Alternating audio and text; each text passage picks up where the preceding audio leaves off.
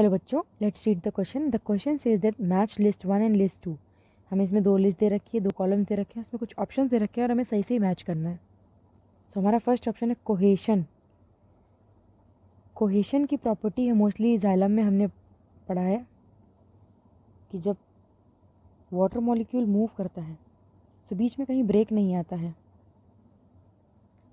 ऐसा इसलिए होता है क्योंकि उनमें हाइड्रोजन बॉन्डिंग प्रेजेंट होती है। एक वाटर मॉलिक्यूल दूसरे वाटर मॉलिक्यूल से जुड़ा होता है बाय हाइड्रोजन बॉन्डिंग, ये लिखा है।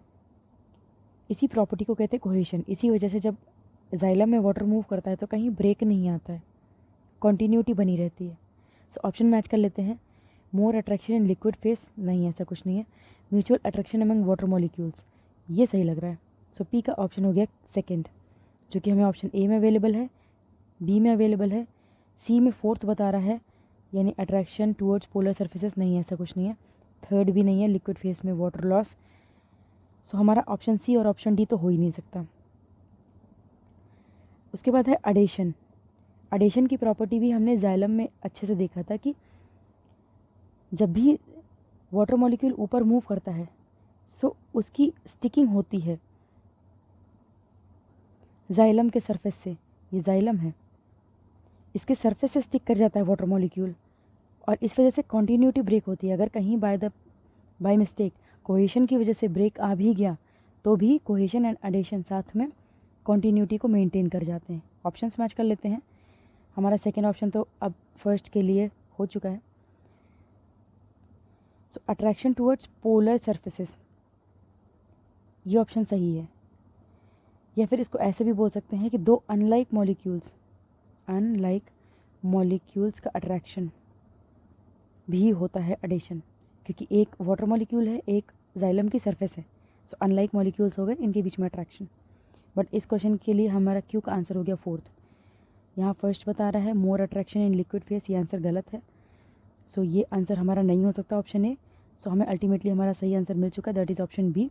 बट स्टिल आगे देख लेते हैं। थर्ड है surface tension, or. Surface tension more attraction in liquid face. Surface tension की प्रॉपर्टी भी जाइलम ही समझाता है, क्योंकि छोटी छोटी कैपिलरीज होती हैं जहाँ पे वाटर ब्रेक होके जाता है।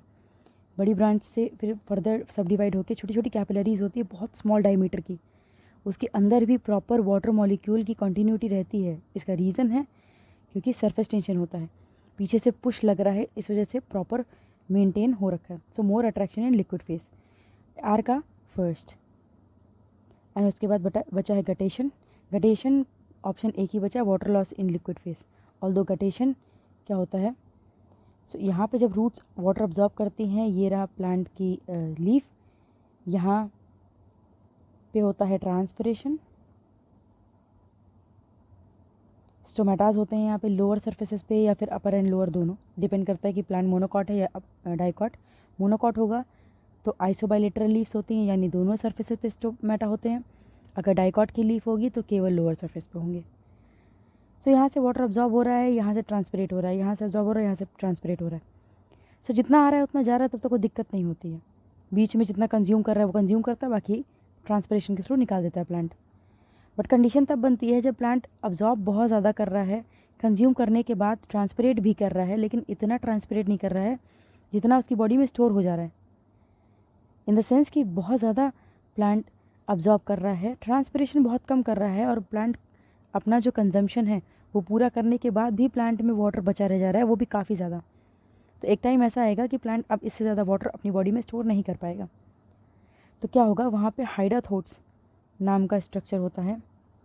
हाइडाथोट्स ये एक तरह का स्टोमेटा लाइक पोर्स होते हैं, मतलब छोटे छोटे छेद होते हैं, स्टोमेटा की तरह के ही होते हैं, नेचुरल होते हैं, मतलब अनइंजर्ड होते हैं, काट पीट के नहीं बनाया जाता है पेड़ को, नेचुरली प्रेजेंट होते हैं।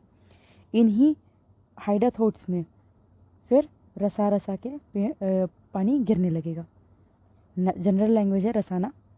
इसमें प्लांट में क्या होगा, नमी आ जाएगी अगर हल्का फुल्का पानी बाहर आएगा, लेकिन अगर ज़्यादा आएगा तो ड्रॉप्स के फॉर्म में ये गिरने भी लगता है। सो इसी प्रोसेस को कहते हैं गटेशन।